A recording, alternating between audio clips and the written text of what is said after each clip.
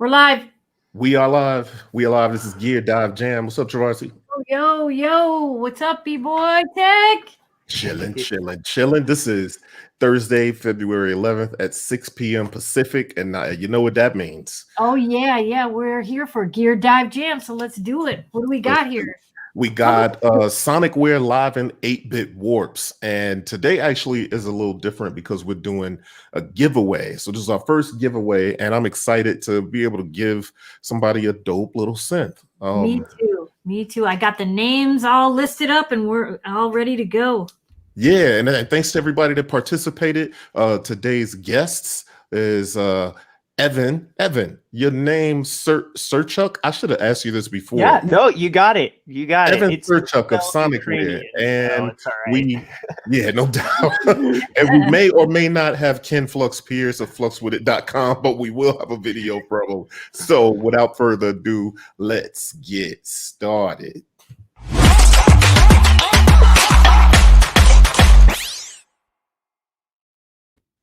Whoa. Yo. That intro's tight. You know, we do a little something around these parts. See, we got a couple of people out in the chat. And we'll be putting comments, Evan, from time to time. We'll throw some comments up here, and there may be some questions. And so what are we talking about tonight? So today we are going to be featuring the Sonicware Liven 8-Bit warps. It is a 6-note polyphonic groove box and synthesizer. Traversi's got the close-up view there. So it's got 4 different kind of oscillator algorithms. It's got one where you can crossfade between 2 waveforms. It's got one where it cuts from one waveform to another, and one that's like wavetables, so kind of morphing between waveforms, and another one that's 2-op FM. But what I think the defining characteristic of the synth sonically is that it's 8-bit, but it's really high sample rate. So what that means is that you get kind of all the crunchiness and all the like tanginess of 8-bit, but it sounds a lot cleaner and a lot sharper. And so a lot of older 8-bit gear is, there's a lot of technical limitations that they had when they were making the equipment. And a lot of it wasn't necessarily made to be a musical instrument. It was made to be a Game Boy or an NES or some kind of console. So there were compromises in terms of audio quality, whereas this is 8-bit, but it's, a dedicated musical instrument. So there's been a lot more focus on, keeping the signal clean, and having it be like a polished musical instrument. And then on top of that, it also has a 4-track stereo looper. So what that means is that if you come up with, it's got its main sequencer built into it, which is up to 128 steps. So if you record your sequence in and you want to do a new part, what you can do is internally record your sequencer into one of the looper tracks. And then you can clear out your sequence and make a new sequence or load a sequence you already have, and then record that into the looper. And then clear out your sequence and make another sequence and load that into the looper. And you can do that up to 3 times. And then there's the 4th track is for external gear. So if you have a Volca, or you really have any gear, if you have a mic with a preamp and it's up to line level, you can plug that in. And so that 4th looper track is for external gear. So if you think about, making you can make a whole composition on this device, because let's say, you have, your lead, your bass, your pads, and you bounce those all to looper tracks. Then you still have another track to make another sequence. And then maybe you have an external thing plugged in, like a Volca or something like that. You mentioned in the chat, about pocket operators and using the mini boots. Yeah, that's one of the cool things, is we kind of really wanted it to fit in the kind of ecosystem of Volcas and pocket operators, as well as, more, higher end synths. But one of the cool things that the Liven can do is that the pocket operators have this really specific way that they link together, where one channel, I think it's the left channel is the sync signal and the right channel is the audio. And that's how they just link up using the normal like little connectors, the stereo, I think it's stereo 1/8 inch. Yeah. So the Liven can like be in that daisy chain when you set it in the right mode. And it can also translate. So if you have a device that does MIDI sync, like a Volca or really any other device like a drum machine, you can take in the MIDI sync and then be outputting the pocket operator style sync to a pocket operator. So it can act as kind of a translator and a middleman in that sense, and vice versa. So if you wanted the pocket operator to be your sync, then that could be the sync source, and then it could be going out to really anything that does MIDI sync. So in that sense, it's also like kind of a Swiss Army knife in terms of like syncing and dealing with that kind of stuff. So yeah, it does a lot of things. Yeah. There's probably about 4 more functions that I could explain, but we can cross those bridges when we come to them. Oh, no doubt. Well, you know, I wanted to mention the looper is, you know, I find that one of like I really like that feature. The reason is because while it's not multi-timbral, it has a looper with 4 tracks, so it's almost like having a synth, a polyphonic 8-bit synth with a like a Tascam 4-track reel next to it, right? So yeah, I've gotten comfortable with, you know, making parts or a sequence and then dropping it down to a track on the audio looper, because it's really an audio looper, right? At that point, it takes the audio, it's no longer playing MIDI to the synth, but and then you can obviously record your automations and stuff along in the sequencer. Then you record all of that as audio, and then you could go back, audition other sounds while that's playing, and find a bass part or something for the beautiful chord melody that you just made, and then add that to track number 2, the audio track, then go so forth and so on throughout the whole thing. And what's dope about that is just not layering these parts on top of in the same audio file that you can mute and solo and all this kind of stuff. And then if you wanted, you could record those, because I use the Force, which is basically all about audio clips, and this operates like audio clips on like Push or the Force. And so I could drop those down to audio clips to kind of add on to other stuff in the studio, you know what I mean, and keep it for when I go out and do stuff. So it's actually pretty well thought out. Like, so that was a good move on you guys' part. Yeah, yeah. I what's interesting is we showed it at NAMM 2020, and that was when we had the Kickstarter for it. I had to think about that when you said that, because I saw it there too, and I was like, "Wait, 2020." Yeah, nobody remembers the last NAMM known to man. Right. You didn't know it, but it was the last NAMM of your life. Yeah. So at NAMM 2020, it was me and this my friend Niles Quinn were the 2 like native English speaker demo guys, and we actually didn't know anything about it until we showed up there. Oh, really? So it was like they were keeping everything under wraps because they were trying to, you know, launch the Kickstarter and do the NAMM thing all at the same time. So we had to, you know, the night before NAMM, we were like trying to learn it, trying to figure it out. The looper was an interesting feature. I was like, oh, well, this is interesting, you know, and I think what's interesting is the model that was at NAMM didn't really have any quantization for the looper. The looper was just like, you hit the button and it starts recording, and it records for some amount of time. It was like a really early prototype.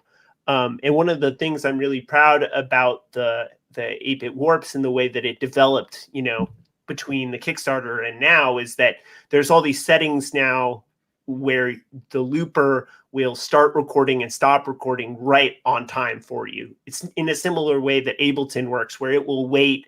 You know, you can set the quantization and then it will wait and start recording on the one and stop recording exactly, 16 notes or 32 notes or whatever, increment you want, so that you don't have that like guitar looper type crisis where you're like trying to hit the looper perfectly and make the perfect loop, or else everything gets out of sync. The nice thing about the Liven is that once you set the quantization right, that looping becomes like really low stress, which is not true for a lot of other looping type it's true. Yep. It's true. situations.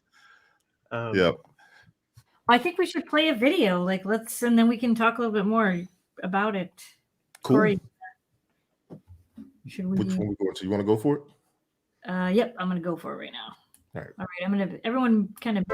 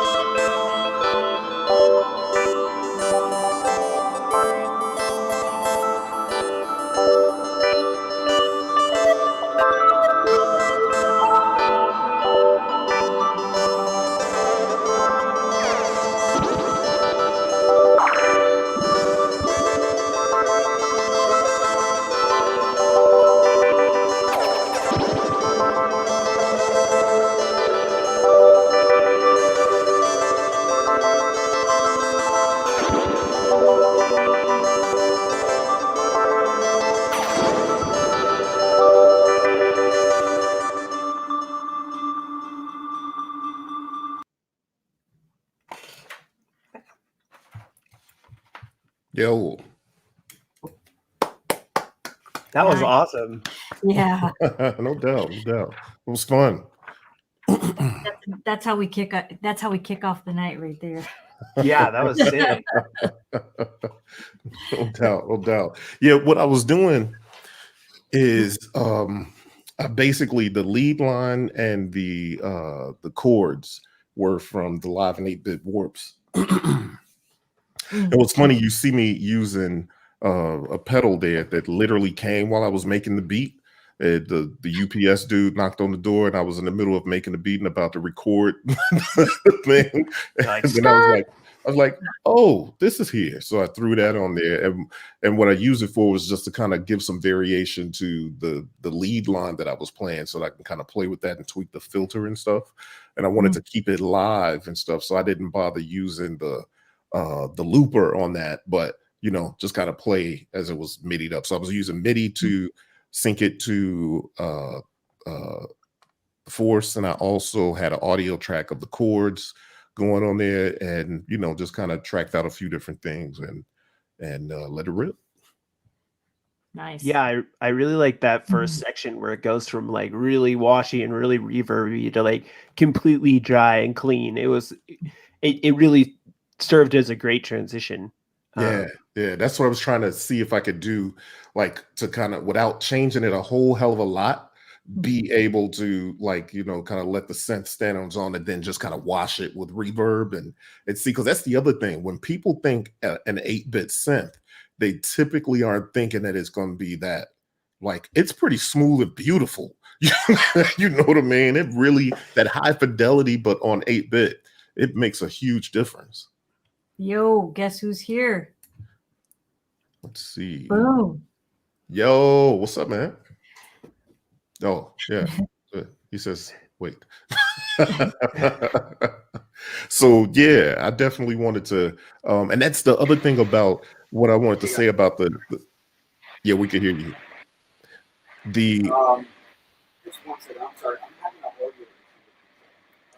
Okay, just work it out. We'll let you know when we can hear you well. Cool. Yeah. So yeah, the idea of being it's so high fidelity, but it's 8-bit, but then you have the aliasing button there too. So you can add in the alias mode, the aliasing noise, which is kind of dope. So it gives you that kind of flexibility with it. Yeah. At first I was like, oh, what is this doing? But kind of the trick with the alias button and just with 8-bit synths in general is that they sound really, really different in the high end versus the low end. And that has to do with kind of how the wave is drawn and how quickly it has to draw it. And there's some different factors in terms of how kind of 8-bit reacts to different speeds like that. And then on top of that, when you add the aliasing on top of that, that really accentuates that kind of difference between the high end and the low end. If you have kind of a middle of the road sound, you might feel like, oh, well, the alias button isn't really doing anything. But as soon as you get into things where the engine's kind of stretching, then the aliasing really does make a difference. Yeah. Dope. Which kind of, it kind of, that's kind of the way older samplers were. Like, you really would hear, if you were just kind of taking the sound true for what it was, it is what it is, you may hear some stuff, but then when you pitch things down and pitch things up, similarly with this, you go low in the octaves or high in the octaves, you start to hear a bit of the breakup and stuff. It's kind of dope. Yeah. So I'm just curious what the reverb in the other effects are on there too, which I think Sophia mentioned the reverb and the I really like the delay on there too. Yeah, that's dope. Yeah. I mean, talking about old school samplers. I mean, my favorite effect on there is the crush effect because it reduces the sample rate.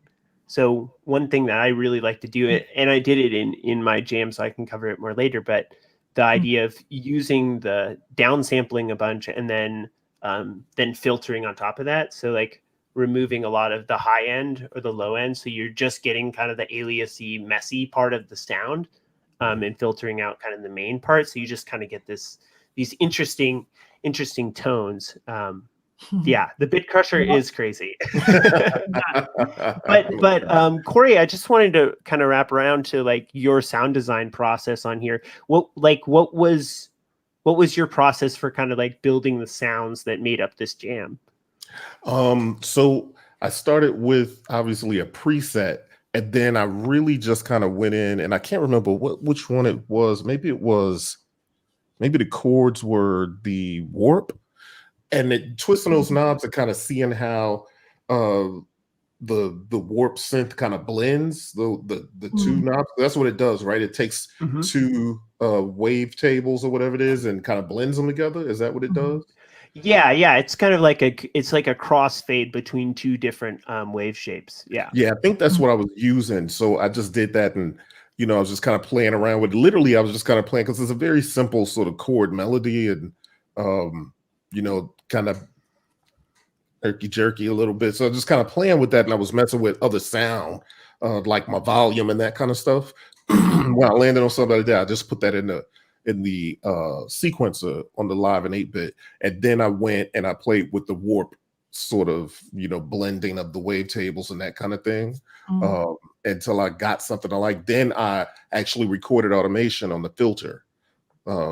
So then for the whole time it's just kind of dancing around through the cutoff, and and from there I put that in the looper and went back and just kind of played different things over the top of it until I had something that was simple. And you know what? I actually did something, which this is something I do in other sequences too. So I left the MIDI intact. I didn't clear the pattern. So while the looper is playing, I went back and started playing the sequencer on top of it as well. But then I was changing the sound and just kind of going through presets until I got to a lead that I like. And there was some things that was similar playing, but it started getting too crazy for me. It was just layered. It's kind of like, so I was like, all right. Like that works sometimes. Like sometimes you could throw an ARP on there and leave the chords that you were playing, and then the ARP just kind of helps you fill out the the beat a little bit. But I just started playing a different. Once I found the sound, I cleared the pattern and then played the lead back in. And, I see. Yeah, that's one of the cool features is that when you are in like the memory select mode, so when you hit mem, you can use the value knob and just scroll through all the sounds right there. And it's like, it gives you that really quick, like, I mean, that's always what I want to do in Ableton and can't really do that well. I have all these sounds saved in devices and it's like, oh God, it's like just roulette. I'm going to load this device. It's going to take 3 seconds for it to, load the VST. And then I called it, acid punch. Oh, okay. Well, I'm going to have to guess what that sounds like. That's right. The Liven is really immediate in terms of like switching sounds and making tweaks and stuff. It really is. But you definitely can't beat the price. I saw that too from Electronic Sounds Audio. Yeah, I that was another thing at NAMM 2020 that I like double taked. I was like, wait, it cost how much? We really had very little information. And it's funny being involved. This is my first project where I'm really involved in kind of the development of it and kind of seeing the timeline from it being like concept all the way to the final product. And we were trying to be very conservative in terms of the 8-Bit Warp's features when we were at NAMM, because we were like, we don't want to overpromise and underdeliver.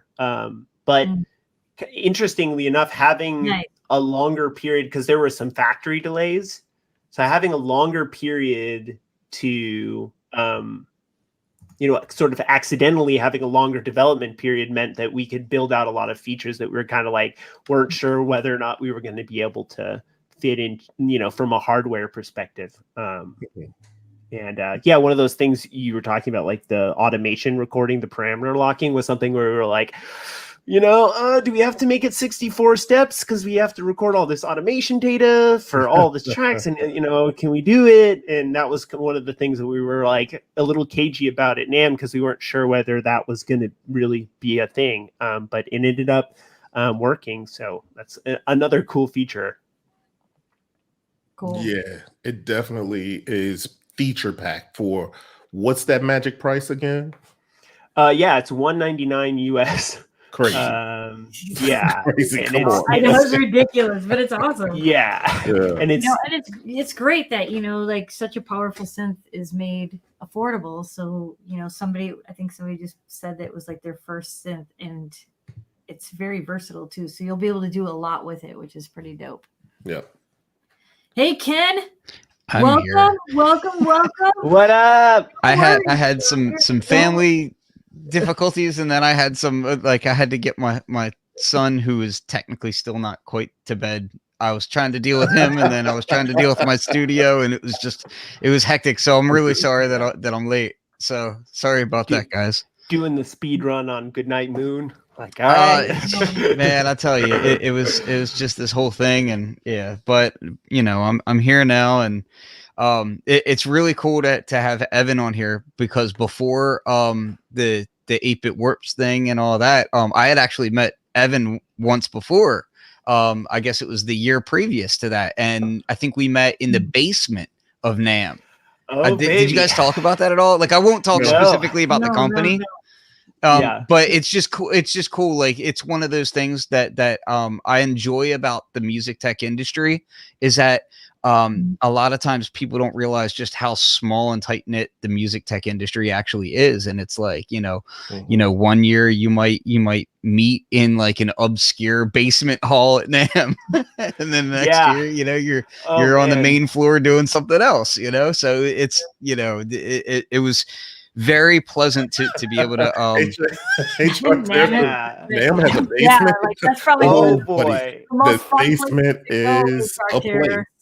Well, and that's the thing, is like, that's where I would always want to go into the basement at NAMM, because that's where you find like really obscure, interesting ideas, and it's really literally like the ground floor cutting of teeth of the music tech industry. So it's a great place to go and meet people, and everything from where you can get caps for knobs custom made to different types of strings to wood, types of wood and everything else. You really have to take a detour to get to the basement of NAMM. Like, it's like you gotta tap people on the shoulder, be like, "Hey, I'm going to the basement. You coming?" Well, when actually, it's funny, because when I went to go meet up with Evan that day, Corey was with me, I do believe, and I was like frantic. I was like, no, I have to go meet these people. I want to see what it is that they're doing, and I was running like. It was a good 3-mile sprint, because I started off all the way back at Roland, who is up 2 floors, and then all the way across the other side of NAMM. So the elevator doesn't even go down to the basement. You got to take an escalator. No, you have to find like some cryptic walkway, Dude, and it then was crazy. find that special door. And it was literally like the last minutes of NAMM. So like, I had to like run all the way. So I tell that to just say, it's really cool to see Evan involved in this, and then it was like the following year or so when I went to NAMM, and there's ASM right next to, which I was doing a lot of work with, and literally the booth right next to him, Sonicware, and there it is, and I'm just like, oh, that's awesome, man. Yeah. And just for like a sense of scale, for folks who haven't been to NAMM is like, if you took like, there's one building that's about the size of 3 Costco's, and then it's got like 3 floors on top of it. Yeah. And then there's another building that's just software and audio interfaces, which is like another Costco. Take a convention center and just stack it with gear from basement, mid floor to top. Yeah, I actually love it. I know a lot of people like loathe NAMM, and I love the whole spectacle of it. Like the only thing I don't like about it is Namthrax, which now it's like it's a whole other breed. So it's that's the only thing that I personally really hated about it, was like every year you come back and you have some kind of flu or something. But no, so I just wanted to say, one, thanks for having me on, and two, I've really been enjoying it, having a blast with this thing. Dope. So, why don't we get into Ken's video? And when we come back, we'll talk a little bit about Ken's video. All right, everyone, mute up there.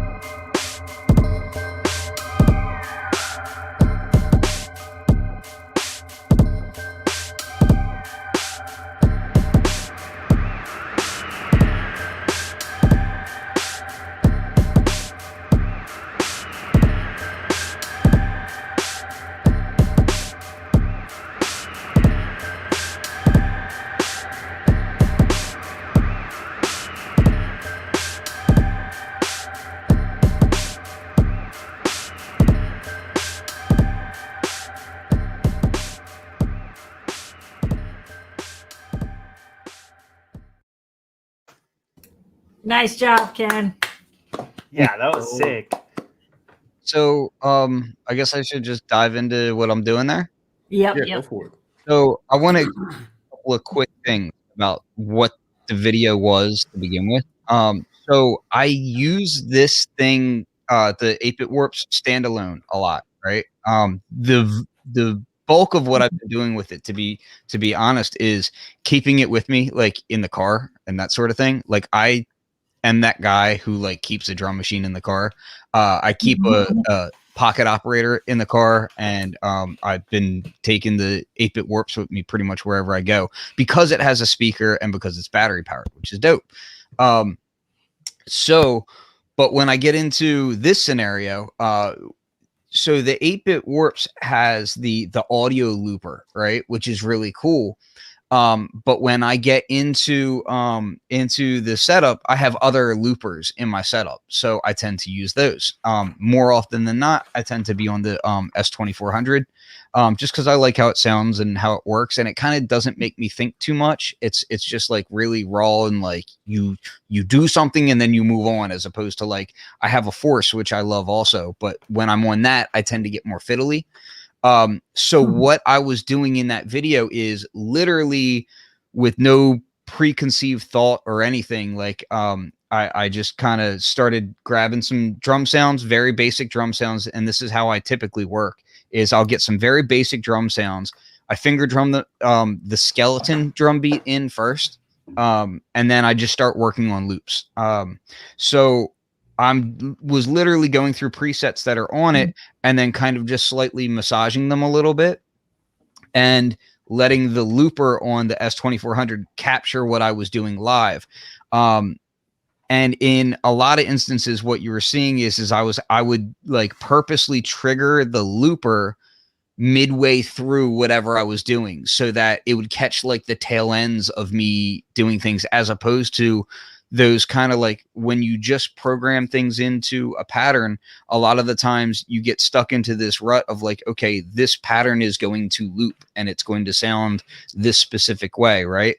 I like to trigger my audio loops sometimes kind of off kilter, to where I grab the tail end of whatever I'm doing, and then it's just like, oh, and then it'll kind of spool it back around in a weird way. And then you use like the reverb in the 8-bit warps, which I think there's like 4 or 5 different reverbs in here. Evan can probably clear that up. The reverbs are really cool. Yeah. Like you can do some cool stuff with them. So like what I'll sit reverb there are and you using? I was switching between tunnel and plate. Were the two ones that I was tending to use a lot. The hall's cool. But the tunnel one is really like it can get kind of crazy. So yeah, so I kind of go between them, and then I like to change the amount and everything on them, like kind of like play with that in real time. Same with the filter cutoff, obviously, but there's an effect in here that's a bit crusher sample rate reducer. And like at the tail end, when you can hear I'm doing all the spacey stuff, which that's actually like just a preset. That's not me being like some sound design genius. That's like a basic preset. I was gonna see if I can load it up real quick. Yeah, it's I believe which preset is it? I want to say it's preset 16. But you'll notice how sometimes when the loops drop in, they're darker, right? And that's because what I'm doing is, while you have the filter on the 8-bit warps, I also have filters on the S2400. And sometimes what I would do is I'd purposely knock them back a bit, so that when the loop comes around, it darkens it. So if you think of like how you use an analog delay pedal, the analog delays that come after are usually darker, and that's a good thing, because that means they get out of the way of the timbre of whatever it is you're currently playing, whatever synth line you're currently playing. I kind of do it the same way with the looper, where like I'll make the loops will be darker, and then I'll be kind of playing other stuff over top, a little bit higher timbre. So, you can get that kind of funkiness going on with it. Dope. Makes sense. I like what you also did too. Just the fact that you show the building of the track. and how well the voices lived with one another, like stacking the different voices of the 8-bit warps. It wasn't overwhelming because when you think 8-bit, you automatically think, you start to stack and things can get noisy and out of control. But because it's so high fidelity and 8-bit at the same time. Well, and see, that's the thing is there's a function on here called alias noise, right? And you can turn that on and off, and it's fairly subtle. But like as you get into the really high registers and really low registers, that's where it really kind of shows itself. And it's just kind of one of those things that's really kind of fun to sit there and like, you can really sculpt it to sound as dirty as you want it to. So you have that aliasing noise, but then you also have that bit crushing, which, Evan was telling me the other day when we were talking about it, you also have another filter in there as well. So it's like there's like all these like little layers of character that you can pull out of it to make it your own. So yeah, I find myself doing that, and also using the arpeggiator and the so when you use the arpeggiator and you're running the sequencer, it records the notes into the sequencer, right? And then what you can do is you can go into the what is it? It's the stutter, I believe it is, where you can basically you can kind of like press the different steps in different orders and different amounts, so you can get these kind of like polymeter type weirdness going on with it. So just a lot of fun. Yeah. And like I said, it was me just randomly going through it. Not like I didn't want to take, for one, I didn't have a lot of time, but I didn't want to take a lot of time and overthink it. I kind of just wanted to turn the camera on it and be like, this is what it's like, Let me ask you, did you know, before you, recorded your video on that, did you decide like at least, did you create presets or you just kind of winging it? No, but I did know like that last preset where it's like real spacey and it's like there's like a sample and hold and like this kind of craziness going on. Like I knew that one because I had messed around earlier and I was like, oh, I really like that. And if I throw some more reverb on it and if I play with sample rate on that, and if I sample rate allows you to do some interesting things with harmonics, and then if you play with LFOs on top of that and the speed and you get to like near audio ranges, just weird things start happening there. So I knew I wanted to do that and have double reverb going, which is what I was doing.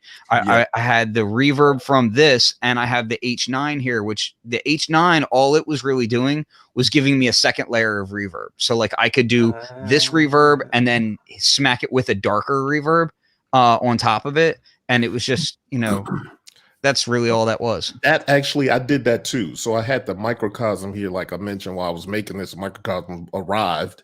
So I was using a reverb on the lead from the actual, maybe 3 reverbs. So I was using the reverb from the actual 8-bit warps, but then I had the one of the algorithms from the microcosm doing reverb and some like weird repeats, almost glitchiness.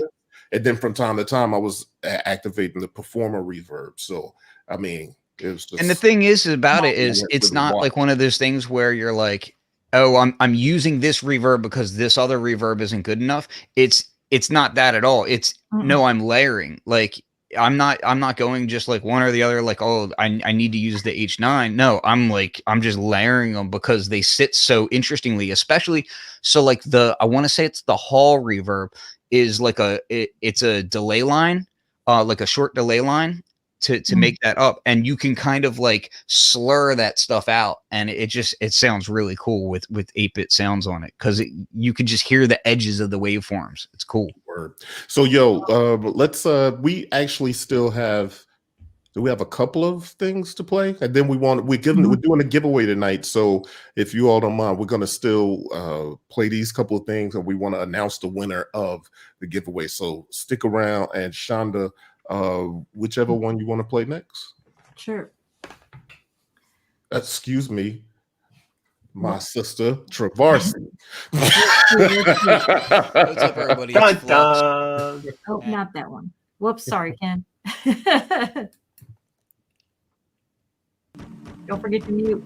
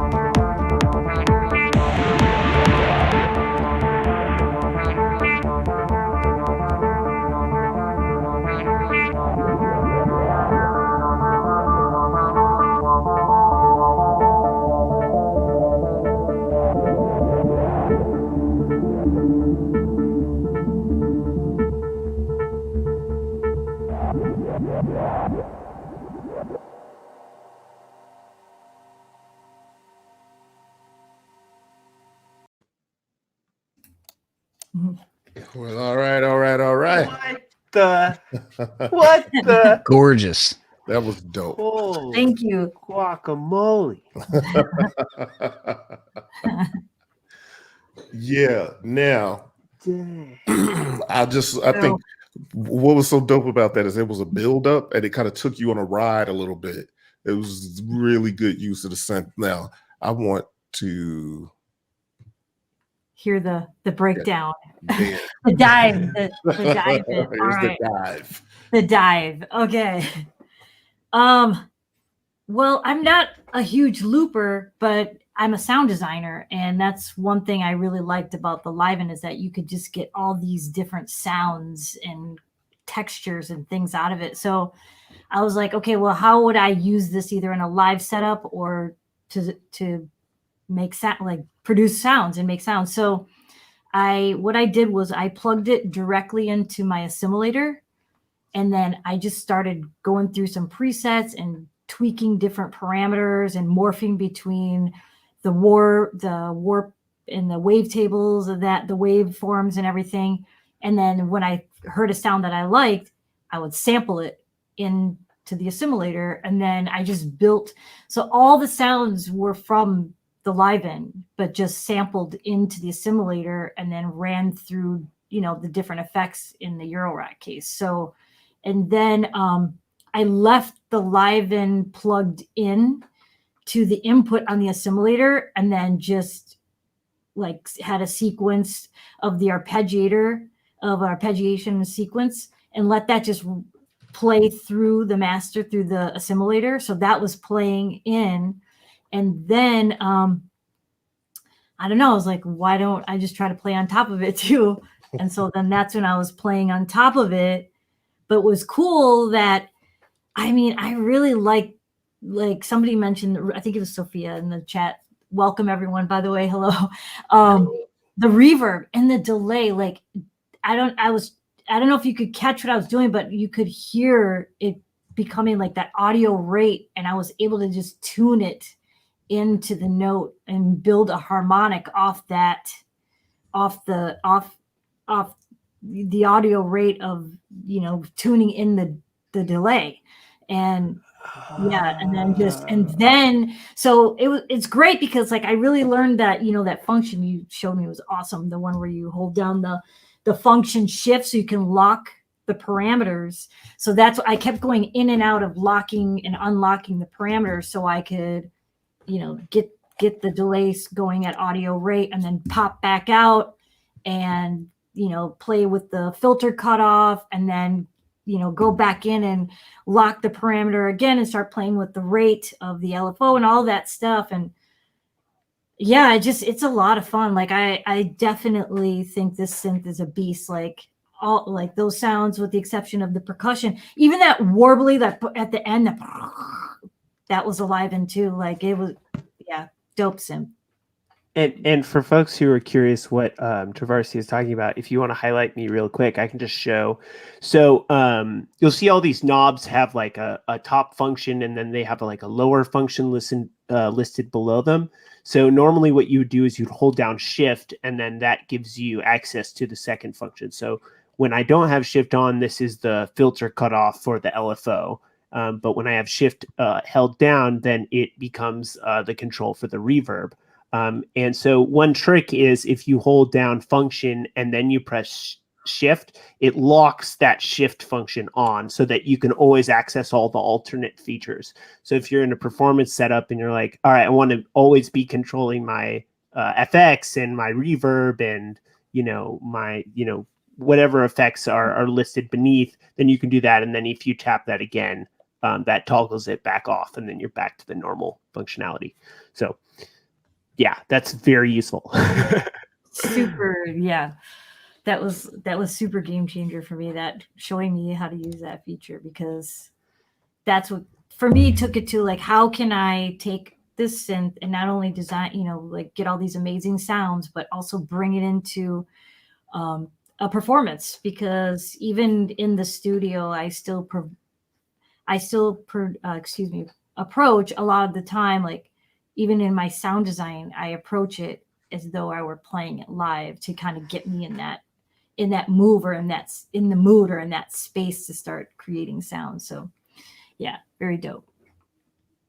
Yeah, that was awesome. Yeah, when you were in the background, I wasn't sure exactly what was happening. Because you had that kind of like background, like noise kind of thing going on, and I was like, why does that sound so good?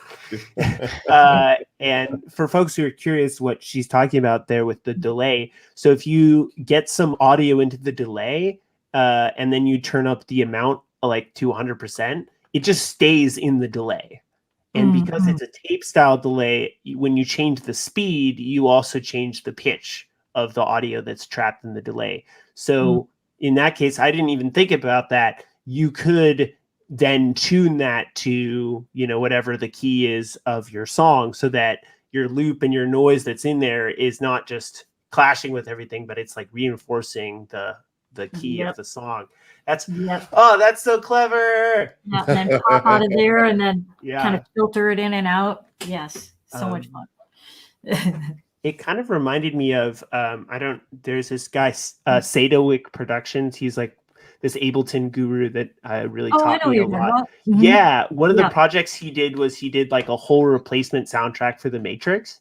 And I feel like that song, like, if you ever wanted to do a project, or if anyone's any big wig film producers watching Gear Dive Jam, that really felt to me like really cinematic. Like that could be like a soundtrack. So that might be a fun project to like take your favorite film and like take part of it and like re-soundtrack it. Like I'd listen to that for sure. Good idea. I think I've been getting more into sound design and going in that direction. So I have a buddy of mine who does the sound for a lot of like very major video games, and when I was talking to him about how he got into it, that's basically what he said. He was like, like built my portfolio up by basically redoing soundtracks and sound design work for video games like that, and just replacing it and kind of doing that sort of thing.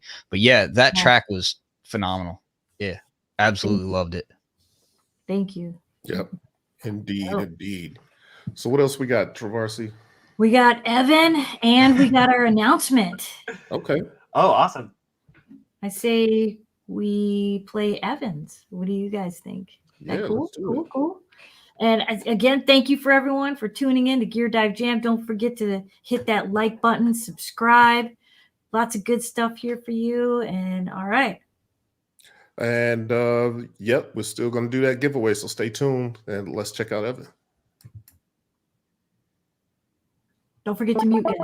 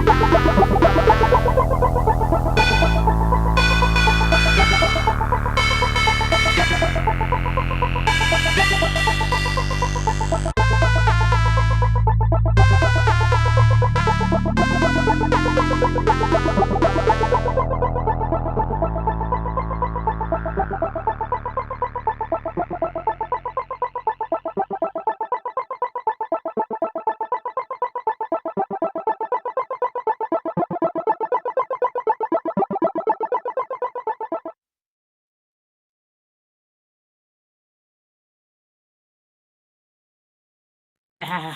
That was stupid dope. Yeah. Awesome, man. Oh. Yeah, and one of the things in that jam that you were showing that I really love is just like, the use of the automation through, through a sequence like that. And it just lets this thing evolve in such an intuitive way. It's not like you don't fight this thing when you're programming the sequences on it. Mm-mm. That is true. Yeah, it's and it's interesting too, because one of the limitations of like a sequencer like this is that the automation can only have so much resolution, because every step it has to update, the filter or whatever. So you can get into situations where you're like, dang, I wish this filter automation was smooth. It wasn't so steppy. So in this case, kind of what I was doing was I was recording direct, like I was tweaking the like performance controls, like, the crossfade between the two waveforms or the filter. I was just playing that straight into the looper. So because it's recording audio, there's no issues of like the step resolution for the automation. I'm just like that, because it's audio, my exactly how it sounds is going to end up in the looper. So that provides some flexibility too, in terms of capturing like your exact performance. Yeah. And I also love the fact that you can, because the 4 looper tracks are separate, I can go in and I can like pull out a part of it. I can have just the bass line, or I can have just the, just the ARP part. So that allows a lot of like performance options. And for folks who are wondering what was happening in the middle when it was getting all kind of like more compressed and pitch warbly, that's the tape effect. Which is in the reverb section. It's like it's a master effect. So when you turn that on, it brings up, it adds some kind of like, it ups the noise floor and it kind of compresses it, and also adds some like pitch, some like wow and flutter type effects. It's actually really great for sound design, because it's crazy, because you get that mechanical tape noise. So like as you turn it up, you hear like the hum and all that stuff comes up. It's pretty crazy. Yep. It surprised me, because it was not what I was expecting when I first started messing. I was like, oh, it's just gonna be another tape effect. But then like it's actually a unique tape effect. Like it doesn't sound like every other thing. Like a lot of things you're just like, oh, it's tape delay or whatever. Like no, it's more than that. It's its own tape character. Yes. Yeah. It's really aggressive.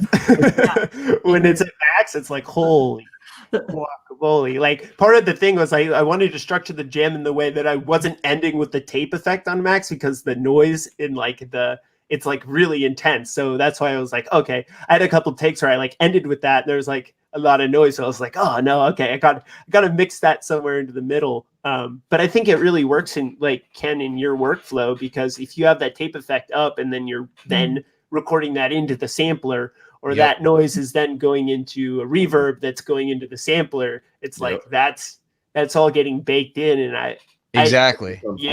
Real quick. No doubt. Yeah, really dope stuff, man. I love it. Yeah.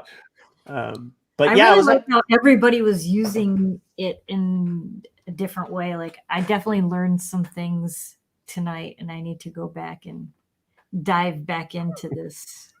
Oh yeah, and it's probably a good time to remind people that that's what's dope about the show, right? Because you always get different takes on whatever the featured gear is. But also a reminder that even though we play the jams on here and have the people who did the jams talk about, dive into it about what they did, we also, after the show, make public the jams individually as their own video, so you can kind of get full fidelity and watch just that piece over and over. And the added bonus to the one Ken did is he kind of intros with talking about what he's about to do. Before he gets started. We started it as he was starting to go through, just because of the time constraints, but you'll get that bit as well. Yep. And it's now put them all in a playlist too. Yeah, now's a good time. Like I know what you're gonna say, because I can read mine now. Oh man, partner, my co-host partner. I know what is it? Who is it? Let's see. And CV Dope is the winner. Yo, nice. Congratulations! Are you here in the chat? Are you here? I saw. He was. This is the nervous moment. Congratulations to Lex. Yeah. So how'd you tell them how we picked the winner so that they know it wasn't rigged? We dumped all the names into like one of those randomizers, and then it just spun the wheel and spit out a name. Yeah. So yeah, we don't just put it in a hat or like pick it. Yeah. We let the randomizer pick it for us. So. Yeah. There it is. Yep. And Congrats, we appreciate everyone for all the reposting and sharing. It really means a lot to us. You know, like we love doing this show, and it's all about like the community and like, yeah, just kind of nerding out, hanging out with all of you. So thank you for being here too, and your comments. And don't forget that if you have questions, please drop them in the chat right now. Especially if you have patch questions for any of us.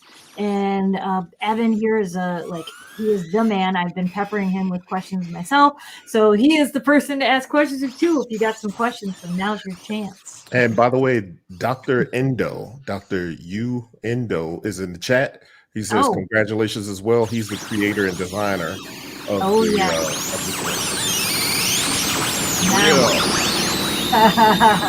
That thing sounds too good. Yeah. Dr. Endo, this is a fantastic synth.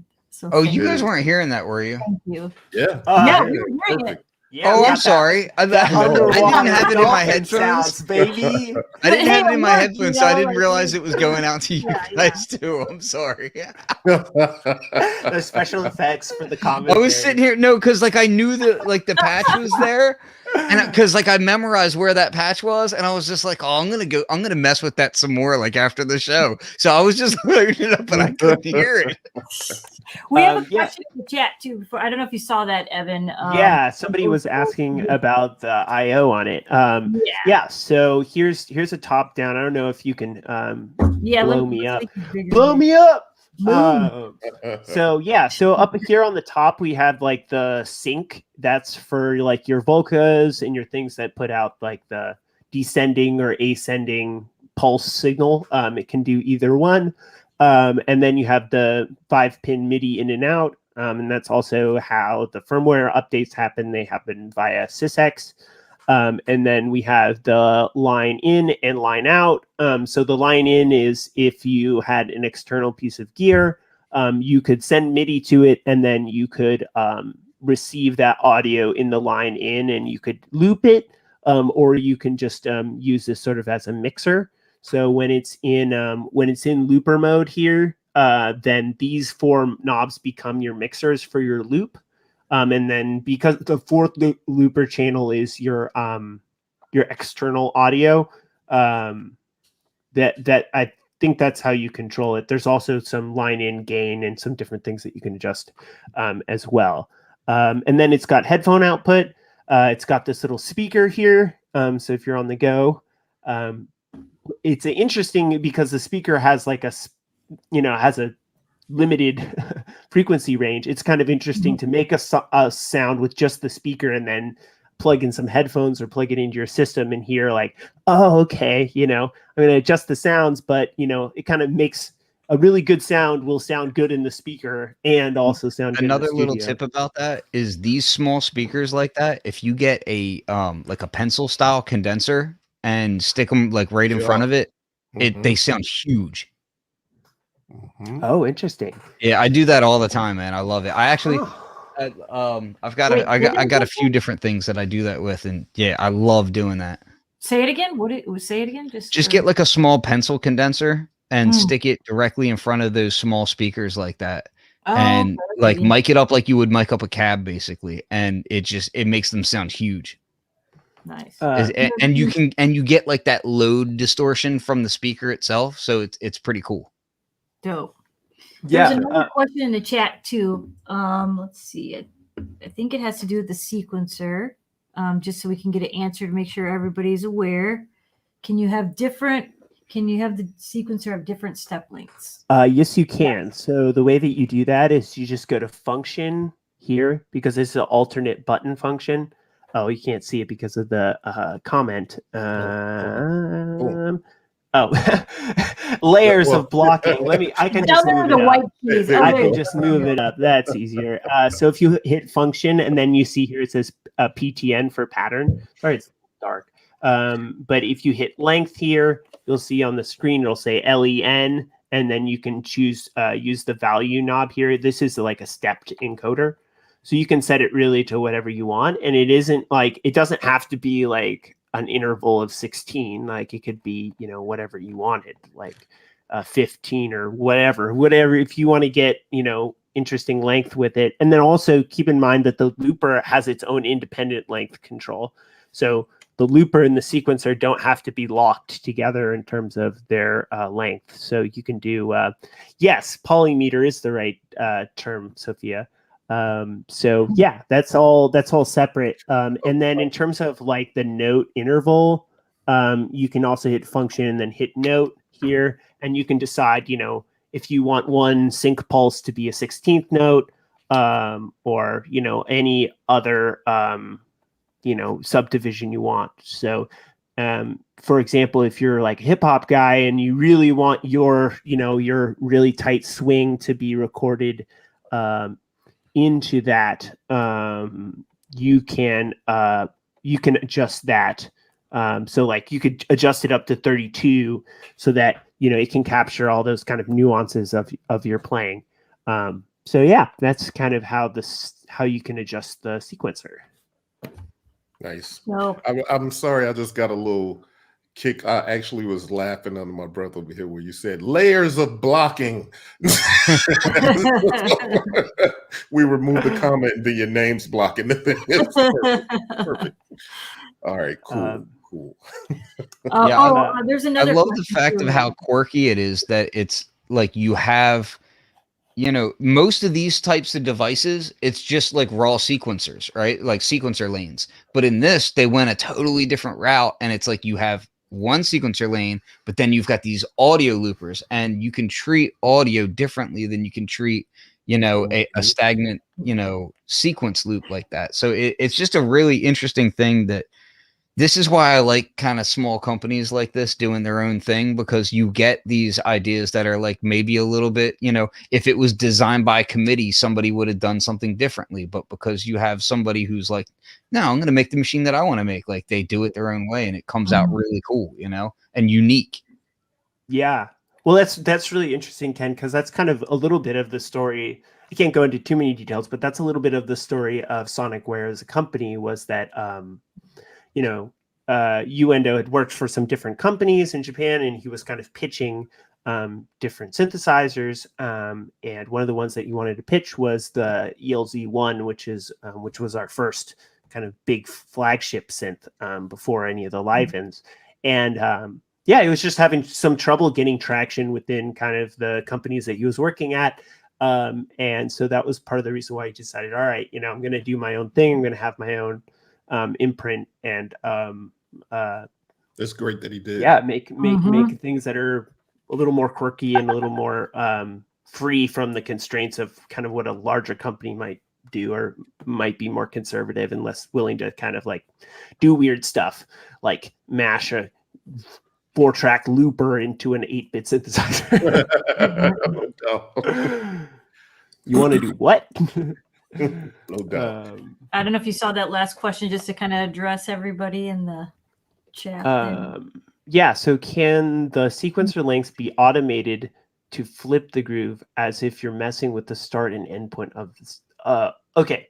So the sequence, like the parameters of the sequencer can't be like automated into the parameter lock.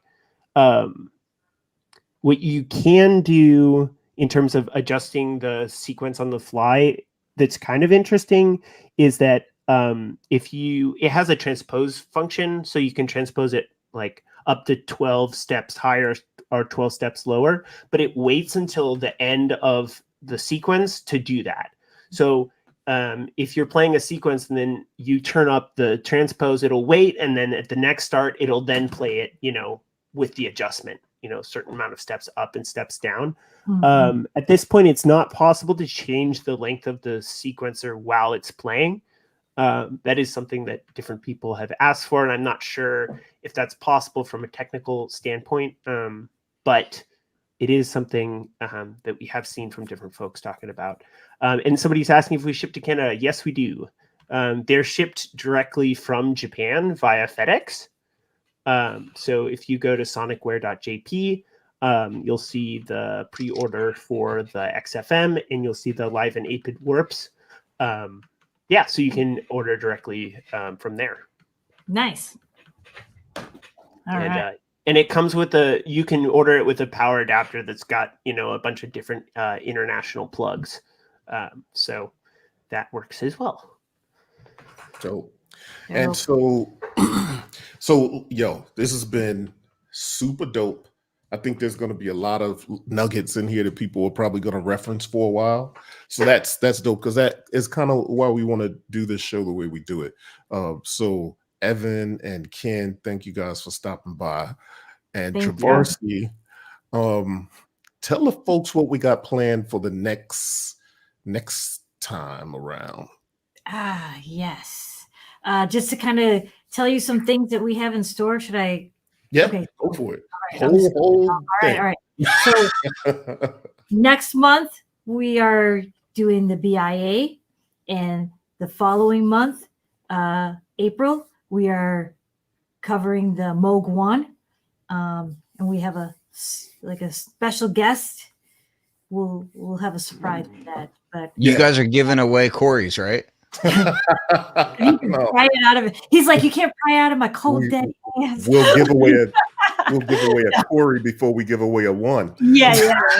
But we have some good things. Lots of great. That's going to be those shows coming up. Fantastic. It should be real fun. I have Faders Up next week. Black Moth is my guest. Hopefully you'll see in the chat for that. And we also have Modular World coming up too. This Saturday, I believe at 2 p.m. Jono, I think you're still in the chat. Please correct me if I'm wrong. But yes, thank you all, everyone here, Synth Fam. We've built this up over this year, right, Corey? Like just with the various live streams and just connecting with all these people all over, and it's been great. It has been a lot of fun too to be able to connect with so many people, and so many people in the chat follow all the shows. And I also want to remind too that we have a Beat People podcast coming up on the 20th with Chase Bliss is going to be on. So Ken and I get a chance to dig in with Chase Bliss on the Beat People podcast, and so also want to let people know that we have the first ModBap compilation coming up, and it's called Digging in the Wires. It's going to be out on Beat People label, and we're putting together a real special performance for it on SoCal Synth Society coming up here. So stay tuned. We got a lot of good stuff. Saturday? Yeah, the performance will be March 6th, and the project will be released on March 5th. So, you get a chance to kind of check out the project, and then some of the folks from the project will come by and do a performance. So should be fun. Yep. Good month coming up. So yes. Indeed. Can I sneak in real quick with one last tip for the 8-bit warps for folks? Please. So this was something actually that I just, even the staff doesn't know everything that this could do. So I was kind of learning, and I had a late night discussion with Ken, or I guess it was, and we were kind of talking about one of the workflow things with the 8-bit warps that can be a little bit frustrating is if you have your loopers going and then you stop your sequencer, it can feel like, oh no, my whole kind of setup is wonked, because how do I start my sequencer like in time? Because normally when you just hit play, the sequencer just starts immediately. So that complication. Okay. Yeah. So that can be something that's like, and I was like, there must be a better way to do this. Well, it turns out that if you hit the function button and the play button, here, I'll show the cam link here. So if you hold function and then press play, the play button will flash, and it will wait until the beginning of the next audio loop, and then it will start in time. So if you are ever in that situation where you have some loops going, you're like, oh, I can't, the sequencer's off, just function and play, and then it'll just wait for a bit, and then it'll wait till the start of the loop and start, and you're back. You're Gucci, as the kids say. No. I love that. I don't know. That's probably dating me. That was like high school in 2011. As the pseudo adults say. Yeah. Wham, wham. Classic. So word. Yo, thanks everybody for stopping by. This has been Gear Dive Jam. What episode is it, Travarzi? Is it 6? 6. Yep. This has been Gear Dive Jam, episode 6. And so we'll see you next go around. Thank y'all for stopping by. It's been fun. Peace. Peace.